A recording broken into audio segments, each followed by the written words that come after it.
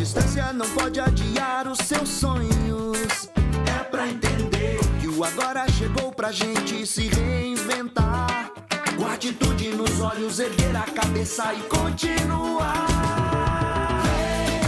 Vem se preparar, os sonhos vamos buscar.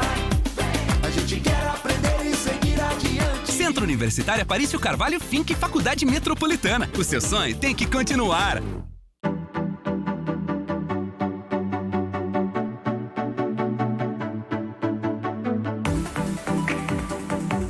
Meu nome é Beatriz Ferreira, sou acadêmica do curso de Fonoaudiologia do Centro Universitário Aparício Carvalho. Trabalho no Passo Amigo como estagiária, desenvolvendo habilidades do desenvolvimento infantil, com estimulação de linguagem, atenção, comportamento, dentre outros aspectos que a fonoaudiologia me proporciona. A melhor graduação é no Centro Universitário Aparício Carvalho.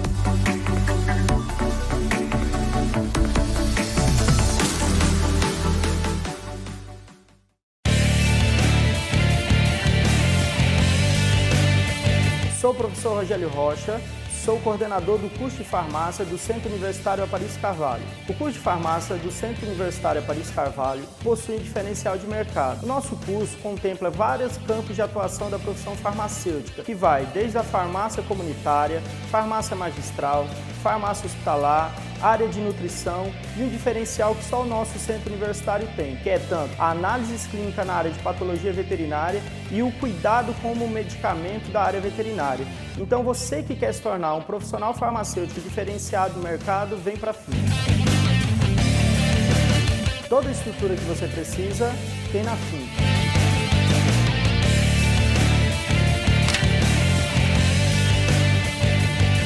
Quer dizer que são bolsas de 100% para os primeiros colocados em todo o curso? Sim. E bolsas de 90% para os segundos colocados? É isso. E como que eu faço para me inscrever? É muito fácil. É só entrar no site vestefinca.com.br e fazer a sua inscrição. Eu mesmo já fiz a minha. Vou fazer minha inscrição agora. O concurso é dia 7 de novembro em qualquer uma das faculdades do Grupo Aparício Carvalho. Vem aí o maior concurso de bolsas do estado de Rondônia. São mais de 250 bolsas de até 100% esperando por você. Inscreva-se!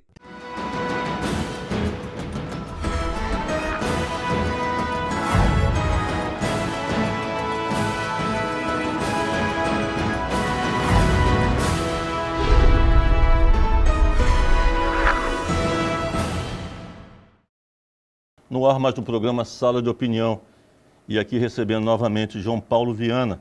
Ele é cientista político e vem abordando o tema desse processo eleitoral, reforma política, reforma partidária já há algum tempo. E, logicamente, com o interesse muito grande de todos nós termos mais conhecimento de como que vai ser esse processo que se aproxima. Bem-vindo, professor. Muito obrigado, doutor Aparício. É uma satisfação enorme retornar à Sala de Opiniões aqui para a gente bater esse papo mais uma vez sobre o sistema político brasileiro, né? As instituições políticas, reforma política. É uma satisfação enorme retornar aqui. Obrigado. Um grande abraço também para o nosso grande amigo Trifino, seu pai, né? Obrigado. Ele adorou o programa que nós fizemos e ficou emocionado com a minha participação aqui. Eu gostei muito, foi muito agradável. Um abraço na Elza também aí que está nos assistindo. João Paulo, as eleições se aproximando, né? E uma articulação política partidária crescente. Estamos vendo aí a fusão de partidos, de alguns partidos importantes, de outros também tomando posições na mesma linha. Como que o senhor tem visto esse processo, essa movimentação de fusões partidárias e desse processo eleitoral que se aproxima? Doutor, o sistema político brasileiro, especificamente o sistema eleitoral e partidário, ele é formado por um conjunto de mecanismos que está muito mais voltado para a acomodação de interesses do que para proporcionar governabilidade, por exemplo, né? Então, o nosso sistema eleitoral é proporcional. Os sistemas eleitorais proporcionais, eu me refiro às eleições legislativas para vereador, Câmara dos Deputados e Assembleia Legislativas, né? Obviamente que nas eleições para o Executivo, prefeito, governadores, presidente da República e também para a Câmara Alta do Legislativo, para o Senado, nós utilizamos o modelo majoritário. Mas eu vou me fixar aqui especificamente nas eleições para os parlamentos municipal, o estadual e para a Câmara dos Deputados, né, em nível federal, representação em nível federal. Como eu disse há pouco, nós adotamos o sistema eleitoral proporcional, integralmente desde 1945, desde a redemocratização de 1945. Esse formato de sistema eleitoral, ele surge na Bélgica no final do século XIX, dentro de um contexto onde as minorias étnicas, minorias religiosas, elas reivindicavam fortemente acesso ao parlamento, né? Isso em sociedades onde você tem clivagens muito evidentes, muito fortes, esse modelo de sistema eleitoral tende a ser o mais apropriado, né? Porque ele a principal função do sistema eleitoral proporcional é garantir que os mais diversos interesses presentes numa determinada sociedade tenham acesso ao parlamento. Então, como o nome já diz, proporcional. Se você tem 5% mais ou menos de votos, você vai obter mais ou menos 5% de cadeiras. Você tem que fazer uma continha para isso. Existem alguns métodos, né, que fazem essa conta. No nosso caso, é o código de Hont, que é em homenagem a um belga, Vitor de Hont, nós adotamos, que é o quociente eleitoral, né? Ele é que vai traduzir o número de votos em cadeiras no parlamento. Pois bem, esse sistema, na minha opinião, isso é uma opinião pessoal, ele de fato é um sistema mais democrático para sociedades onde existe uma forte diversidade, sociedades plurais, onde há clivagens evidentes, né, que é o caso da sociedade brasileira. O senhor pode me questionar, João Paulo, mas nós não somos a Bélgica, nós não temos algumas das clivagens étnicas ou culturais, ou quem sabe até religiosas que existem ali na Europa, né, nos Países Baixos, na Bélgica, em outros países europeus. Não, tudo bem, mas nós temos outro tipo de clivagens. Nós temos clivagens sociais, regionais, né, culturais, econômicas, muito fortes, né? E evidentemente que esse sistema ele tende a ser mais democrático, né? Por outro lado, né, esse sistema, como eu disse, esse sistema eleitoral, o sistema eleitoral proporcional, ele tende a partir do momento em que ele aceita, ele permite que os mais diversos interesses, os mais diversos grupos societários ascendam ao parlamento, alcancem cadeiras no parlamento, ele tende evidentemente, a produzir uma fragmentação partidária, né? No início da década de 90, doutor Aparício, o senhor deve se recordar bem disso, é bom conversar com o senhor, porque é uma outra visão, quem está aqui hoje entrevistando, mas vivenciou isso, foi deputado federal nessas circunstâncias, foi vice-governador. Naquele momento, nós tínhamos uma fragmentação partidária que girava em torno de 15, 16 partidos no parlamento, né? Ultimamente, isso chegou a 30 partidos no parlamento. Na eleição de 2018, né, teve uma queda um pouquinho, acho que 28, 27, mas era mais ou menos isso, 30 partidos no parlamento. O número de partidos efetivos, que é uma continha que a gente faz na ciência política, para saber quais os partidos que realmente têm relevância dentro do parlamento, quais são os partidos que podem impactar uma votação, né, enfim, esse número de partidos efetivos chegou a mais de 15. É a mais alta fragmentação partidária no mundo. E particularmente no Ocidente, no mundo moderno, né? Então nós precisamos, de fato, resolver essa questão. Porque a justiça eleitoral contribuiu muito para isso, muito para essa fragmentação. No momento em que, lá em 2007, a nossa justiça eleitoral tem um entendimento de que o mandato era do partido, não era do candidato, não era do parlamentar, né, não era do eleito, pertencia ao partido, mas que você não poderia mudar, porque senão você perde o mandato. Mas, vírgula, mas, se for para um partido recém-criado, você pode mudar. Então, esse tipo de entendimento, né, e essas mudanças que ocorreram no processo, elas contribuíram ainda mais para essa exorbitante fragmentação, porque a partir desse momento, partidos começaram a ser criados, e não é difícil criar um partido no Brasil, pode ser que não seja tão fácil.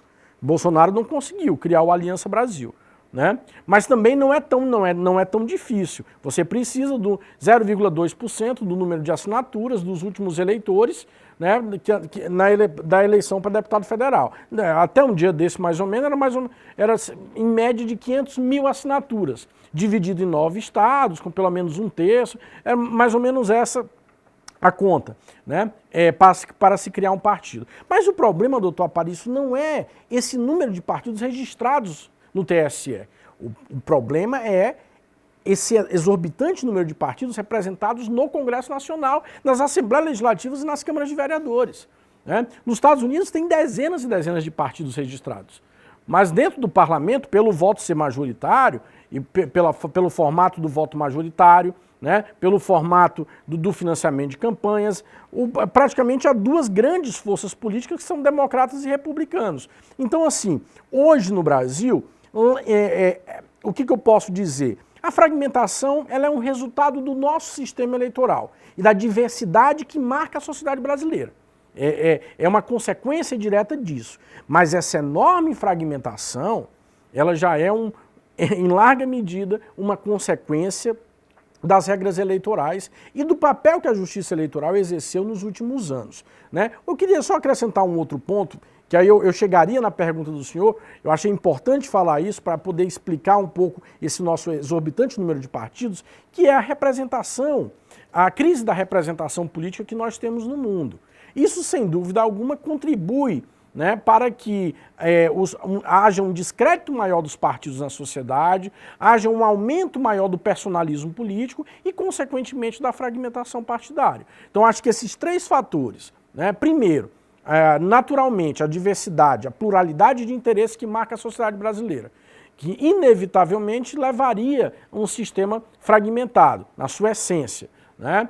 Segundo, o modelo, primeiro, junto com o modelo proporcional, né? Essa diversidade aliada ao modelo proporcional, que é o que melhor incorpora essa diversidade, essa pluralidade que existe na sociedade brasileira. Segundo, essas mudanças, essa interferência da Justiça Eleitoral e essa mudança de regras eleitorais constantes, né, como eu acabei de dizer para o senhor, que é o caso aí da questão da migração partidária. E, por último, essa crise da representação, que faz com que os eleitores percam essa identificação partidária com determinadas legendas e acabem votando mais pela pessoa, né, esse personalismo exacerbado que existe. Então, esse conjunto de fatores, ele acaba ajudando aí esse quadro de maior sistema fragmentado do mundo.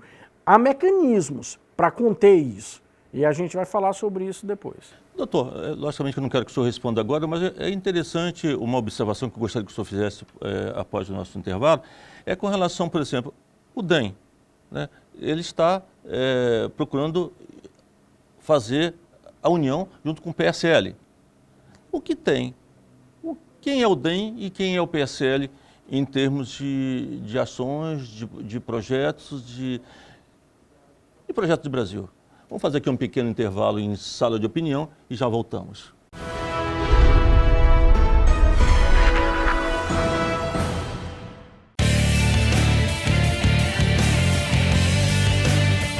Sou o professor Rogério Rocha, sou coordenador do curso de farmácia do Centro Universitário Aparício Carvalho. O curso de farmácia do Centro Universitário Aparício Carvalho possui diferencial de mercado. O nosso curso contempla vários campos de atuação da profissão farmacêutica, que vai desde a farmácia comunitária, farmácia magistral, farmácia hospitalar, área de nutrição e um diferencial que só o nosso centro universitário tem, que é tanto a análise clínica na área de patologia veterinária e o cuidado como medicamento da área veterinária.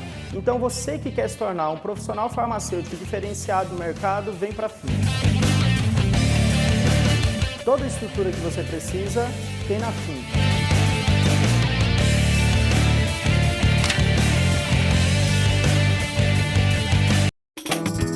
distância não pode adiar os seus sonhos. É pra entender que o agora chegou pra gente se reinventar. Com atitude nos olhos, erguer a cabeça e continuar. Vem se preparar, os sonhos vamos buscar. A gente quer aprender e seguir adiante. Centro Universitário Aparício Carvalho Finck Faculdade Metropolitana. O seu sonho tem que continuar. Olá, meu nome é Cibele Martins, eu sou estudante do 8º período do curso de odontologia do Centro Universitário Aparício Carvalho. Estudar odontologia é a realização de um sonho. Estar aqui é concretizar esse sonho com os melhores professores para nos ensinar e nos capacitar para o mercado de trabalho. A melhor graduação é no Centro Universitário Aparício Carvalho.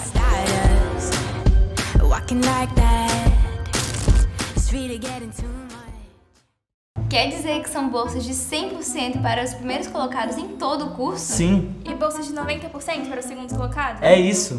E como que eu faço para me inscrever? É muito fácil. É só entrar no site vestefinca.com.br e fazer a sua inscrição. Eu mesmo já fiz a minha. Vou fazer minha inscrição agora. O concurso é dia 7 de novembro em qualquer uma das faculdades do Grupo Aparício Carvalho.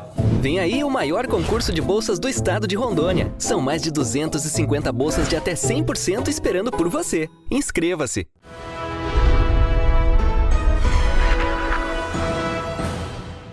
Voltamos com um sala de opinião, aqui conversando com o Dr. João Paulo Viana. Ele é cientista político, né?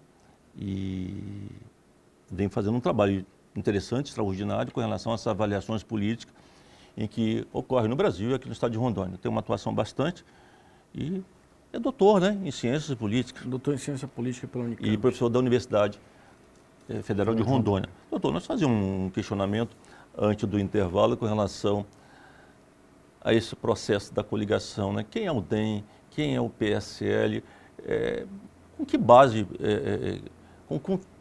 qual o conteúdo desse processo, dessa coligação?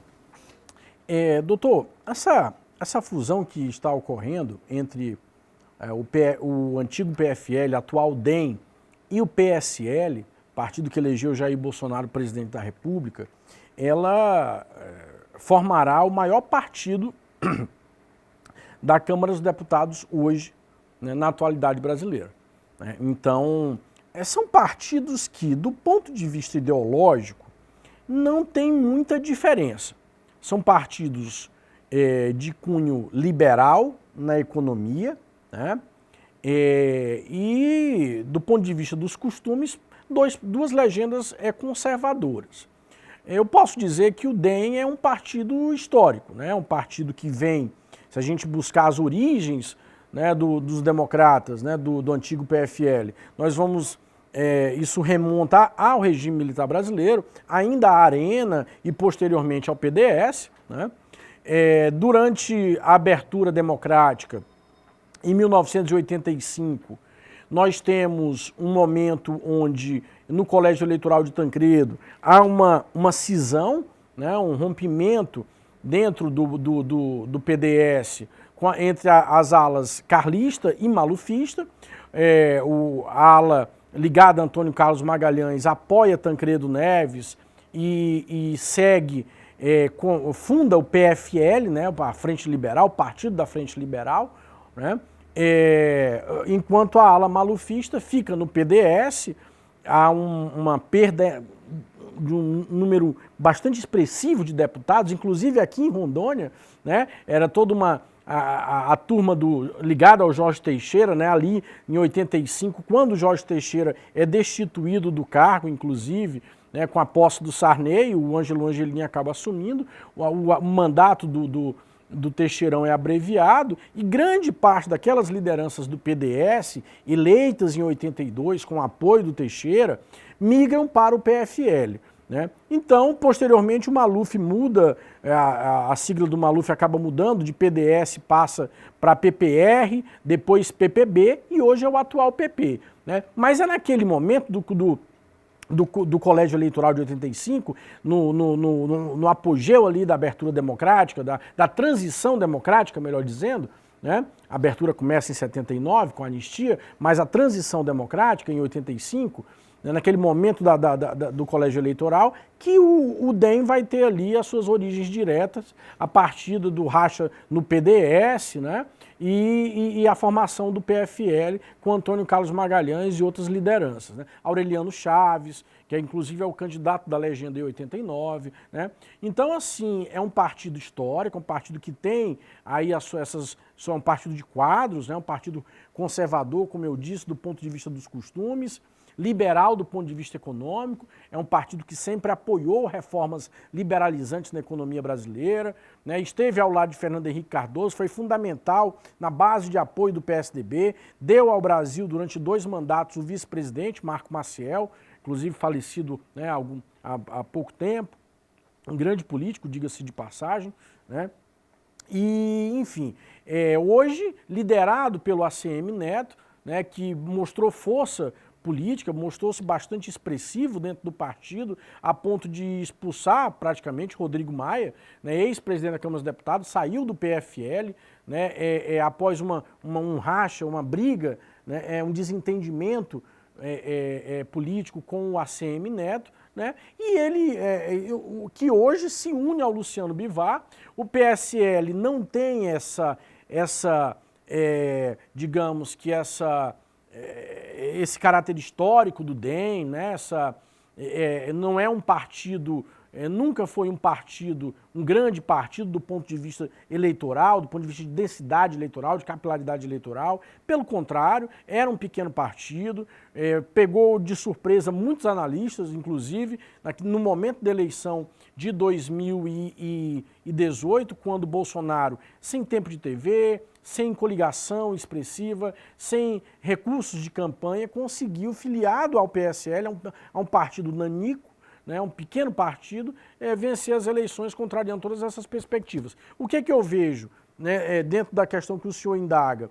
Ainda é cedo para a gente ter dar qualquer palpite sobre o que pode acontecer, mas de fato será o maior partido da Câmara dos Deputados. Hoje, a Câmara dos Deputados não tem mais grandes partidos como tinha até o início, durante o governo Lula, digamos assim, né? Quando o PMDB, PT, PSDB eram grandes partidos dentro do parlamento. Então hoje nós teremos um grande partido, né? Porque o maior partido no parlamento hoje tem pouco mais de 10% de cadeiras, doutor. Mas você acredita que o ACMS adquire força deixando a presidência do DEM? Não, a presidência ficará com o Luciano Bivar, né, ao que tudo indica. Né, a presidência dessa nova legenda formada a partir de DEM e PSL. E onde ficaria o ACM Neto? Exatamente, essa é uma grande incógnita. Nós não sabemos os planos do ACM Neto nesse contexto da união desses 2 partidos.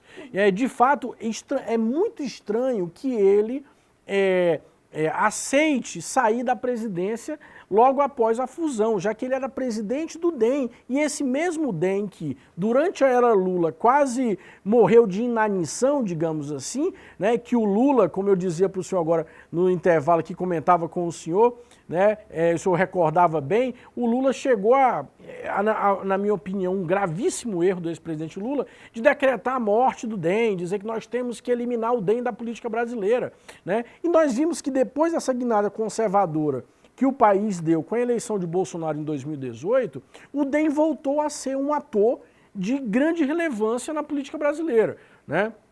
Eu realmente não entendo como um político experiente como ACM Neto, né, prefeito de uma grande capital brasileira, alguém que vem de um clã político, pegar aqui uma expressão muito utilizada no jornalismo político, né, de um clã dos Magalhães, né, de Antônio Carlos Magalhães, de Luiz Eduardo Magalhães, cometer até um erro, né, em acabar perdendo poder, em sair da presidência do DEM e ceder essa presidência para o Luciano Bivar dentro da nova legenda. O senhor fala que essa união do DEM com o PSL vai se tornar um partido dos maiores da Câmara. O maior partido da Câmara. O senhor acredita que esses parlamentares que são do DEM, do PSL, todos seguirão esse caminho?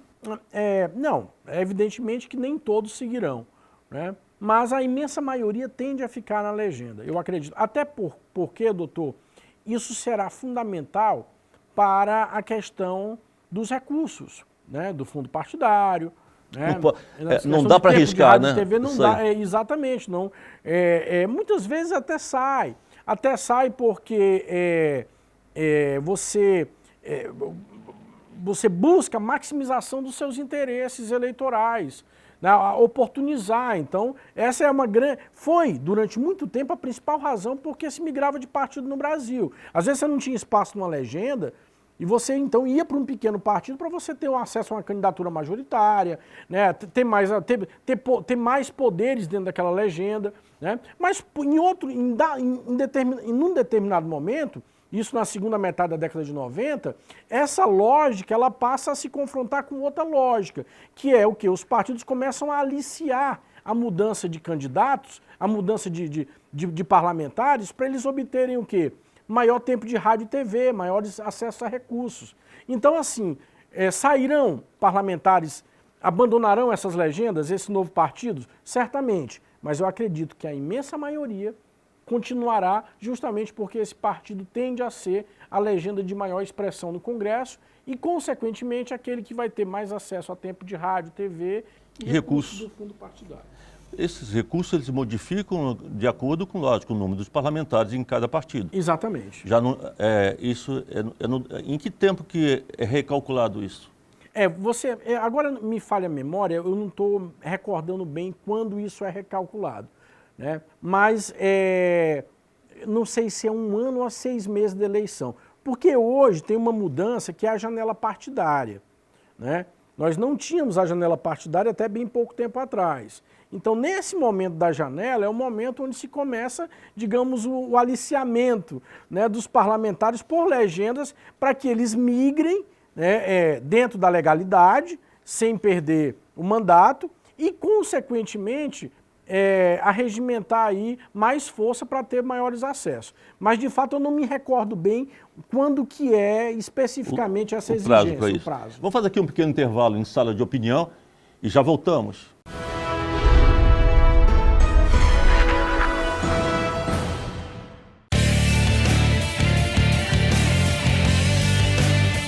Sou o professor Rogério Rocha, sou coordenador do curso de farmácia do Centro Universitário Aparício Carvalho. O curso de farmácia do Centro Universitário Aparício Carvalho possui diferencial de mercado. O nosso curso contempla vários campos de atuação da profissão farmacêutica, que vai desde a farmácia comunitária, farmácia magistral, farmácia hospitalar, área de nutrição e um diferencial que só o nosso centro universitário tem, que é tanto a análise clínica na área de patologia veterinária e o cuidado com o medicamento da área veterinária. Então você que quer se tornar um profissional farmacêutico diferenciado no mercado, vem para a FIM. Toda a estrutura que você precisa tem na FIM.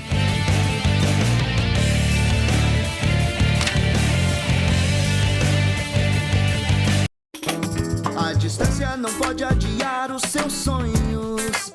É pra entender que o agora chegou pra gente se reinventar. Com atitude nos olhos, erguer a cabeça e continuar. Vem se preparar, os sonhos vamos buscar. A gente quer aprender e seguir adiante. Centro Universitário Aparício Carvalho Finck Faculdade Metropolitana. O seu sonho tem que continuar. Olá, meu nome é Cibele Martins, eu sou estudante do 8º período do curso de odontologia do Centro Universitário Aparício Carvalho. Estudar odontologia é a realização de um sonho. Estar aqui é concretizar esse sonho com os melhores professores para nos ensinar e nos capacitar para o mercado de trabalho. A melhor graduação é no Centro Universitário Aparício Carvalho.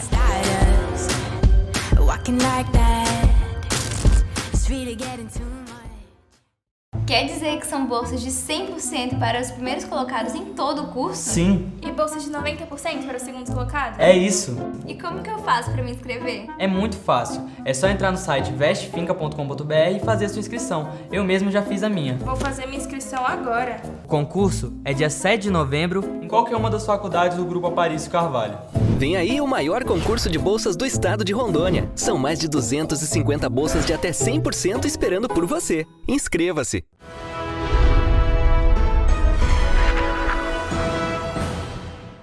Voltamos com um sala de opinião aqui com o João Paulo Viana.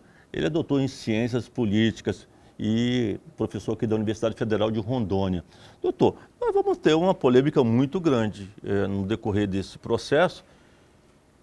O DEM, aqui é comandado pelo senador Marcos Rogério, o PSL pelo governador Marcos Rocha. Como é que fica uma situação com uma fusão? Os dois têm um interesse imenso, logicamente, um de ser reeleito e o outro de ser candidato a governador. E essa briga vai até onde? Olha, doutor Aparício, eu acredito que os dois tendem a manter aí as suas respectivas candidaturas, né? Então, será uma briga bastante interessante, porque, de fato, essa fusão ela tem um impacto direto em Rondônia, né, pelas questões que o senhor mesmo colocou.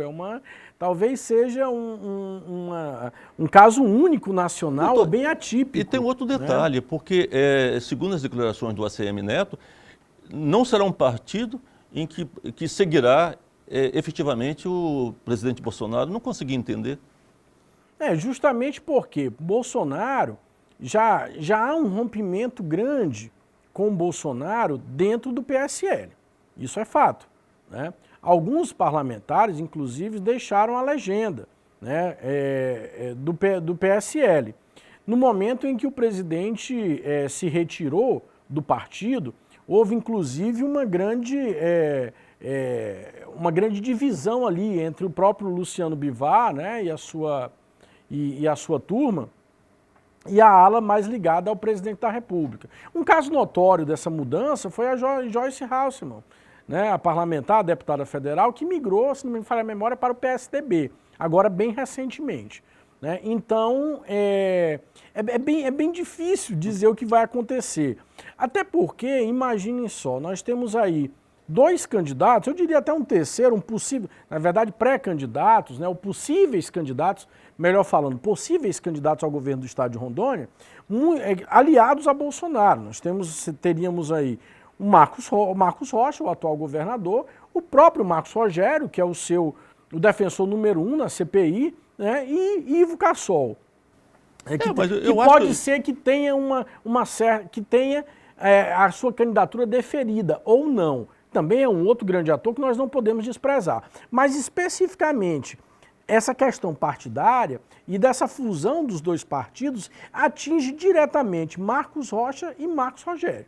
E o Marcos Rocha, sendo presidente do PSL, né? Ele assumiu há pouco tempo, obviamente, que é o governador do estado, e o Marcos Rogério, que vem fazendo um papel importantíssimo para o presidente Bolsonaro nessa CPI. Com certeza, que acabou de soltar o relatório. Então, é uma coisa muito interessante e bom frisarmos que essa colocação de não seguir, por exemplo, do ACM Neto, colocar que provavelmente ou totalmente contra as diretrizes do presidente Bolsonaro, eu acho que é uma coisa que vem na contramão. Eu não consigo entender uma coligação onde tem o governador do estado de Rondônia, Marcos Rocha, do PSL, e o defensor número 1 do presidente Bolsonaro, Marcos Rogério, no mesmo partido que vai proclamar contra o presidente Bolsonaro. Eu acho que não tem muita lógica nisso. Qual é esse processo? Para entender esse processo, doutor, acho que a gente precisa compreender também o fato de que Bolsonaro, durante boa parte do seu governo, durante mais de um ano do seu governo, ele negou o sistema político brasileiro. Aliás, inclusive, ele chega ao poder negando o modelo político brasileiro, com um discurso antipolítica, que depois ele observou que não daria certo. E muito possivelmente ele poderia ter caído se continuasse negando o sistema político. O que significa negar o sistema político especificamente, nesse caso, né, nós temos um modelo denominado de presidencialismo de coalizão, né, que é um conjunto de elementos, de mecanismos, como eu disse para o senhor, sistema eleitoral proporcional, multipartidarismo, federalismo. Então, esse conjunto de separação de poderes, esse conjunto de mecanismos institucionais, né, se deu o nome, né, de presidencialismo de coalizão. É um cientista político, inclusive, chamado de denominado Sérgio Abrantes, né, que foi o pai do grande slogan e quem, em 1988, publicou um belíssimo estudo chamado Presidencialismo de Coalizão, o modelo institucional brasileiro. Então, assim, Bolsonaro negou isso, disse que não iria lotear, entre aspas. Eu detesto essa expressão, doutor, particularmente, porque política ela é feita a partir do momento em que você compartilha poder também. Não existe política sem compartilhamento de poder. E o nosso sistema político ele é voltado para o compartilhamento de poder. Ninguém governa só. Ou você tenta governar só, como o Collor quis, ou você não governa. Né? Ou você tenta governar com uma coalizão, partilhando poder, ou você não governa. Ninguém governa só. Como é que eu vou governar só se o meu partido tem 10% da Câmara dos Deputados, ou tem 15%, ou tem, na melhor das hipóteses, 20% ou 30%? Eu preciso fazer uma aliança. É por isso que, como eu disse para o senhor, uma outra vez que eu vim aqui no programa, o Fernando Henrique teve um grande êxito com isso, a partir do momento em que ele construiu uma coalizão enxuta, com poucos partidos. Tudo bem, eram partidos que juntos, 3, 5 partidos, né, tinham 2/3, ou quase isso, do parlamento brasileiro naquele momento, né? Mas quando Dilma deixa o cargo, e partidos, diga-se de passagem, muito parecidos ideologicamente, né? Naquele momento em que o Fernando Henrique é presidente, PSDB, PMDB, PFL, partidos de centro e centro-direita, né? PTB, o próprio PP do Maluf, o antigo PPB, né? Na época PPB. Então, assim, eram partidos que, primeiro, era uma coalizão enxuta, 5 partidos, mas no máximo. Segundo, uma coalizão ideologicamente que tinha mais homogênea, né? Então, o conflito de interesses tende a ser menor. Quando você tem uma coalizão com 17 partidos, como Dilma teve no final do seu governo, uma coalizão heterogênea do ponto de vista político e ideológico, dos mais diversos interesses, é muito difícil você gerir uma coalizão dessa. Bolsonaro negou até onde pôde o sistema político brasileiro. A partir do momento depois ele teve que aceitar o centrão. Exato, é aí onde eu quero chegar. O senhor tocou num ponto fundamental, que é o centrão, que do ponto de vista ideológico não tem nada de centro. É centro porque é a mediana do Congresso ideologicamente. Esse centrão que lá em 88, que surge lá no processo da Assembleia Nacional Constituinte, se não me falha a memória, o grande parlamentar fundador do centrão era um político conservador lá do interior de São Paulo, chamado Roberto Cardoso. Se não me falha a memória, do PTB, Partido Trabalhista Brasileiro. É ele a cabeça que vai fundar o centrão. Né? E é centrão por quê? Porque é um agrupamento da mediana ideológica do Congresso, né? Da maioria que está ali, que pode se inclinar dependendo do presidente da República, dependendo do executivo, do governo do momento, tanto à esquerda como foi durante a era Lula, os 8 anos de Lula, como podem se inclinar mais à direita, que é o que está acontecendo durante o governo Bolsonaro. Então, num determinado momento, o centrão foi fundamental para Bolsonaro, né? Assim, doutor, e em larga medida, o centrão é o que faz o sistema político funcionar, né? Nós ainda não viramos uma Venezuela por causa, em larga medida, de um MDB e, no geral, do centrão. Né? É o que nos impede né, essa mediana, né, que pode daqui com o próximo presidente, dependendo do espectro ideológico, do partido e do próximo presidente da República, pode vir mais à esquerda também, caso seja eleito um Dória, ou na verdade um Lula, ou então um Ciro Gomes, mais especificamente um Lula ou um Ciro Gomes, esse centrão tende a continuar no governo, né? Então o senhor não vê nenhuma chance desse centrão romper com o Bolsonaro? É obviamente que há chances, mas para que isso ocorra, né, aí a gente tem que ter um conjunto de fatores. né? E eu acho que esse conjunto de fatores ainda não é possível, né? Nós temos indícios de corrupção? Tem, ainda que não haja um grande escândalo de corrupção. Nós temos perda de popularidade? Tem, mas ainda há uma popularidade significativa. Prova isso foi 7 de setembro. Né? Ainda tem lá entre um quarto e um terço de popularidade, o governo. Né? Nós não temos a perda do Congresso.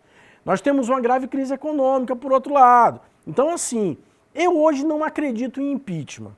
Né? Eu não acredito em impeachment muito distante. Né? Até por essa mediana do Congresso, pelo Centrão estar na base, pelo Arthur Lira não aceitar os pedidos de impeachment, não levar isso para a pauta, não apresentar isso. Eu não acredito hoje. Pode ser que a conjuntura mude.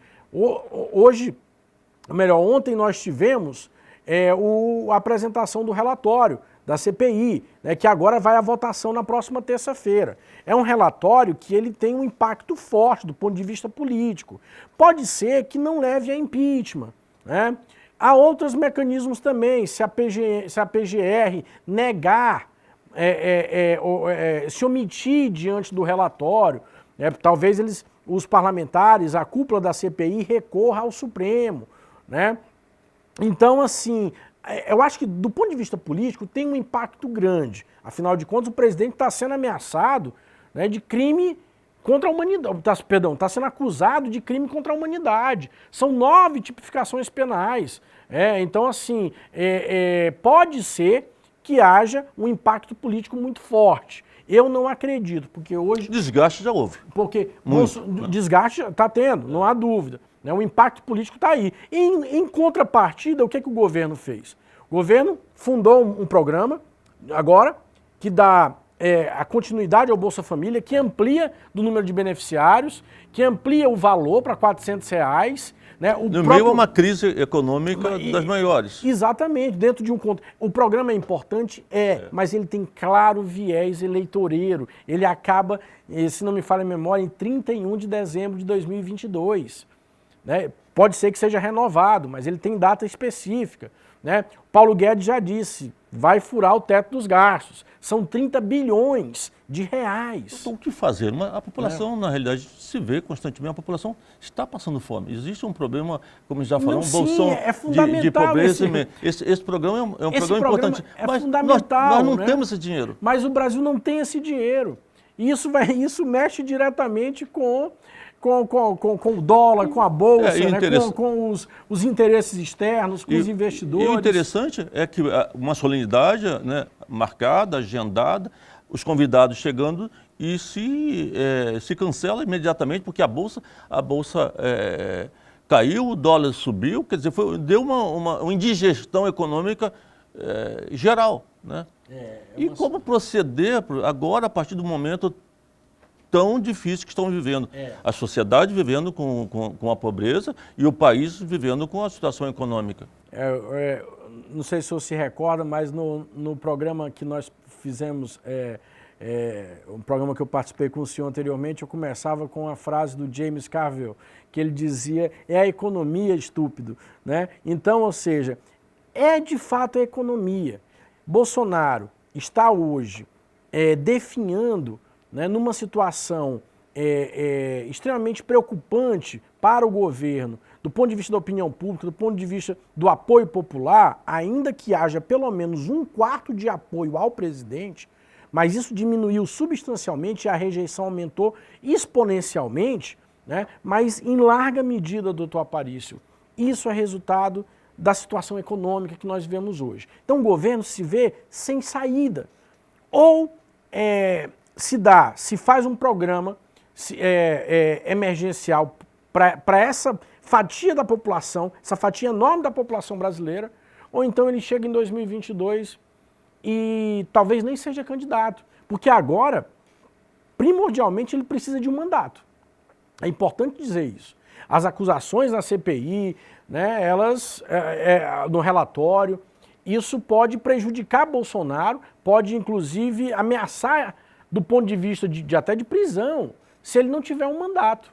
Né? Então, se ele observar em 2022 que não tem chances na eleição presidencial, E se a economia não melhorar, se a situação de miséria e fome do país se perpetuar até lá, ele não vencerá as eleições. Vamos fazer aqui um pequeno intervalo em sala de opinião e já voltamos.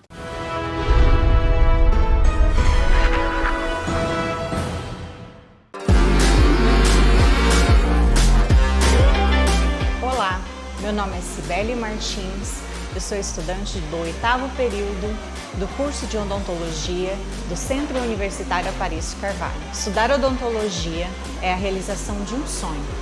Estar aqui é concretizar esse sonho com os melhores professores para nos ensinar e nos capacitar para o mercado de trabalho. A melhor graduação é no Centro Universitário Aparício Carvalho.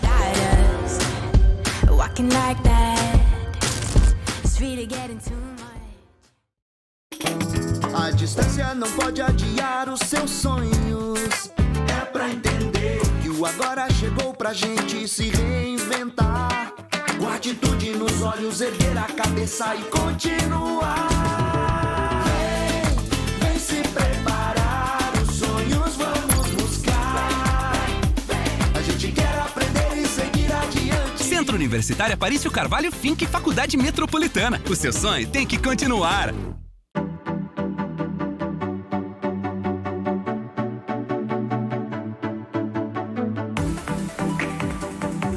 Meu nome é Beatriz Ferreira, sou acadêmica do curso de Fonoaudiologia do Centro Universitário Aparício Carvalho. Trabalho no Passo Amigo como estagiária, desenvolvendo habilidades do desenvolvimento infantil, com estimulação de linguagem, atenção, comportamento, dentre outros aspectos que a fonoaudiologia me proporciona. A melhor graduação é no Centro Universitário Aparício Carvalho.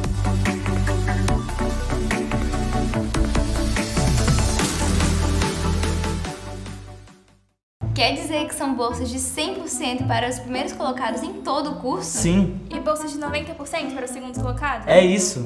E como que eu faço para me inscrever? É muito fácil. É só entrar no site vestefinca.com.br e fazer a sua inscrição. Eu mesmo já fiz a minha. Vou fazer minha inscrição agora. O concurso é dia 7 de novembro em qualquer uma das faculdades do Grupo Aparício Carvalho.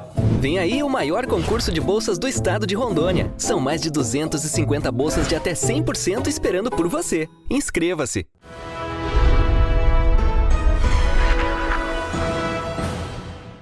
Voltamos com sala de opinião. E aqui falando com o doutor Antônio Paulo Viana. João Paulo Viana, doutor em Ciências Políticas e professor da Universidade Federal de Rondônia. Doutor, nós estamos falando em CPI, no poder da CPI, né, nas acusações, acusações não, né, nas conclusões finais, nos relatórios que a CPI são várias acusações, não só contra o presidente, quanto vários parlamentares, várias empresas. 22 tipificações penais. Isso pode chegar até onde, doutor? Pode chegar até no Tribunal Internacional, no caso do presidente, né? Qual o tempo de evolução desse processo até chegar onde? Eu não tenho 100 anos, 50 anos?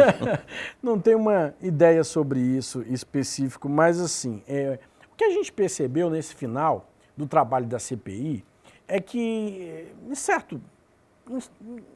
de certo modo, houve um consenso entre a cúpula da CPI no que diz respeito ao relatório.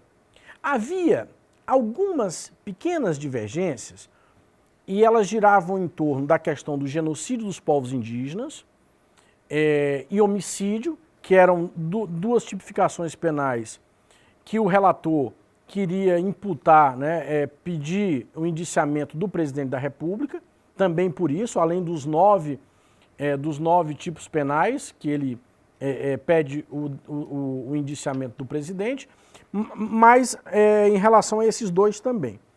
E em relação ao senador Flávio Bolsonaro, que era a denúncia, o pedido de indiciamento por advocacia administrativa. Né? Então nós tínhamos esses três pontos que foram motivos de discussão, mas principalmente porque alguns senadores percebiam que a questão do genocídio de povos indígenas era algo que poderia não prosperar. Então, e isso poderia se enquadrar dentro da questão dos crimes crimes contra a humanidade, perfeitamente. Então retira isso, porque isso não prospera, isso não tem sucesso do ponto de vista jurídico, isso não tem substância. Então é melhor a gente tirar. A discussão ali, eles até se reuniram na casa do senador Tasso Gereissati, na terça-feira à noite, para tratar desses pontos mais polêmicos. Mas, por outro lado, houve sim um apoio dessa cúpula da CPI e um consenso em torno de todo o relatório, né? Com exceção desses pontos que eram negociáveis, mas que era muito mais uma busca, né? Como mesmo acrescentou o senador Randolph, vice-presidente da CPI, era muito mais uma busca por se garantir que haveria, dentro dessas tipificações penais, argumento jurídico, substância, para levar à frente. Então, se a gente pegar em termos de genocídio indígena, como a gente fala em genocídio, houve no século XX, durante o século XX, alguns genocídios. Talvez o mais conhecido de todos, o genocídio, o Holocausto contra os judeus, na Segunda Guerra Mundial, né? E então, assim, do ponto de vista jurídico, era muito difícil de obter sucesso essa acusação de genocídio contra o presidente da República. Então, os senadores preferiram inserir essa questão, mostrar ao relator que esse ponto estaria dentro, né, desse indiciamento por crimes contra a humanidade, por exemplo, né? Então esses 3 pontos foram retirados, ficaram ainda mais de 20 tipificações penais, são mais de 60 indiciados, não sei, mais 65 indiciados, ministros, ex-ministros, parlamentares, empresários, enfim, é muita gente, né? O presidente é indiciado em 9 tipos penais, né? Há essa questão de crimes contra a humanidade, isso será julgado por um tribunal internacional, se prosperar, evidentemente. Então vamos aguardar até terça-feira. O governo hoje já mobilizou os seus senadores na CPI, né, os senadores governistas, para que atuem em cima desse relatório também, para que possam exercer algum tipo de pressão, né, para que haja mudanças. Evidentemente que isso é muito difícil de passar hoje na PGR, né, dentro desse contexto. Eu acho que é difícil a PGR levar esse relatório adiante, né? Os próprios senadores governistas, sabendo disso, já têm uma ideia de levar ao STF, né, buscar outras medidas no STF para que isso possa progredir, caso aprovado pela comissão na terça-feira que vem. Então, assim, é um desgaste muito grande para o governo. Evidentemente que o governo Bolsonaro passa por um mau momento, crise do ponto de vista econômico, uma grave crise econômica. O Brasil aí numa situação econômica de penúria, né? Milhões e milhões de brasileiros passando fome, inflação galopante, corroendo, inclusive, esses auxílios, o Bolsa Família, o salário mínimo, que é o que mais pega a população de baixa renda. E como que né? fica... E aí, crise institucional também, né? E agora essas acusações, isso é extremamente prejudicial para o governo. Como que fica esses senadores, como que fica uma CPI? O Senado, se tudo isso que foi feito, todo esse na realidade, foi um grande desgaste para o Senado, um grande desgaste para o governo, como que fica isso? Para o Senado, se essa CPI não prosperar, como que fica a imagem do Senado, como que fica o Brasil com relação ao mundo, com toda essa confusão que foi, que demandou um bom tempo, muitos recursos, né? Sim. E um desgaste imenso. Como que fica? Qual é a situação? Olha, doutor, arquivamento? Eu até acho, e aí eu faço, assim, eu concordo com as palavras do senador Renan Calheiros, nesse ponto, o relator da CPI. Evidentemente que o presidente Omar Aziz, o vice-presidente Randolph e o relator são as principais figuras da CPI, e Renan Calheiros, né? Então, haveria um desgaste para eles caso isso não prosperasse, evidentemente. Mas eu acredito, mas principalmente para eles, né, que foram os principais atores da CPI. né? Randolfo Rodrigues, vice-presidente, o Omar Aziz, o presidente, o Randolfo Rodrigues, vice-presidente, e o Renan Calheiros, relator. Mas eu concordo com o Renan Calheiros, com o senador Renan Calheiros, quando ele coloca, por exemplo, que a CPI já atingiu grandes objetivos, que foi, por exemplo, fazer com que o governo saísse da inação e passasse a ter uma posição mais efetiva em relação à pandemia. Acho que o exemplo maior disso foi o incentivo à compra de vacinas, ao governo a iniciar o processo de vacinação, de imunização da população brasileira. Que evidentemente que a CPI teve um papel fundamental para isso. É no momento que a CPI tem início que o governo começa a alavancar o processo de vacinação no país, né? Agora, como eu disse ao senhor, essa cúpula de senadores que compõem a CPI da Covid no Congresso, ela está bem ciente, né, de que há muitas chances que, do ponto de vista de abertura de um processo de impeachment, né, e outras questões, principalmente na PGR, por exemplo, isso não prospere, né? E eles já estão se articulando por outros caminhos. Me foge agora o nome da ação específica, da ação penal específica, né, mas é recorrer ao STF, né, em busca de uma ação penal, agora me foge aqui o nome da ação especificamente, né, para que possa, por outras vias, do ponto de vista jurídico, que a CPI tenha êxito, né? Eu acredito que, como a gente conversava no bloco anterior, dificilmente haverá um impeachment de Bolsonaro. Mas essa CPI, ela pode ter um papel decisivo na eleição e complicar a vida de Bolsonaro num período pós-eleitoral, porque uma hora ele vai deixar de ser presidente. Quem sabe, num determinado momento, ele vai estar sem um mandato político, sem foro privilegiado, né? E isso pode, de fato, ter um impacto imenso sobre esses possíveis indiciados, né, e inclusive o presidente da República. Do ponto de vista político, eu acho que o estrago está feito, né? Por mais que não haja impeachment, dificilmente prospere um impeachment, por mais que a PGR acate, né, essas denúncias e leve a um processo, né, inicie um processo contra o presidente da República, peça o início de um processo, né, contra o presidente, mas eu acho que também, como há outras vias do ponto de vista jurídico, né, isso pode prosperar, inclusive depois da presidência Bolsonaro, né, e pode prejudicar a vida política do presidente da República. Aqui chegamos ao final de Sala de Opinião. Quero agradecer imensamente ao professor João Paulo, né, pela essa importância. Obrigado, eu que agradeço. Dessa referência à política brasileira, né? Esperar que o Brasil saia dessa situação, né, crítica da economia. Nós todos estamos torcendo, e que todos, né, possam sair ganhando nessa economia, porque não podemos continuar com a situação que está. A situação é realmente crítica, né? E boa sorte, né, ao ministro Paulo Guedes, espera, né, ao presidente Bolsonaro, para que encontre um caminho para solucionar a questão da pobreza no Brasil. A gente espera que o Brasil possa tomar outro rumo, né?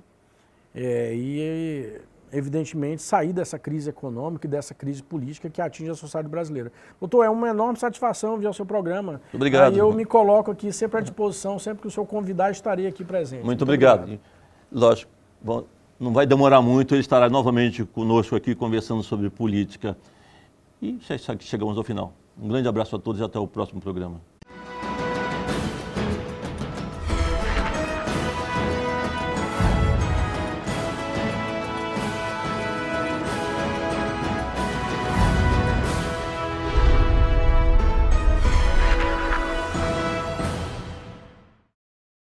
Quer dizer que são bolsas de 100% para os primeiros colocados em todo o curso? Sim. E bolsas de 90% para os segundos colocados? É isso. E como que eu faço para me inscrever? É muito fácil. É só entrar no site vestefinca.com.br e fazer a sua inscrição. Eu mesmo já fiz a minha. Vou fazer minha inscrição agora. O concurso é dia 7 de novembro em qualquer uma das faculdades do Grupo Aparício Carvalho.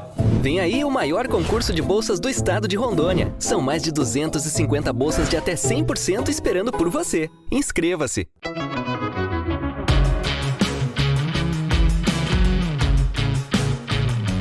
Olá, meu nome é Pedro Henrique, eu sou acadêmico do curso de Gestão de Segurança Privada da Faculdade Metropolitana. Na aula de criminalística, aprendemos sobre os métodos e as perícias criminais, visando compreender a dinâmica relacionada à materialidade e à autoria de um delito. A melhor graduação é na Faculdade Metropolitana.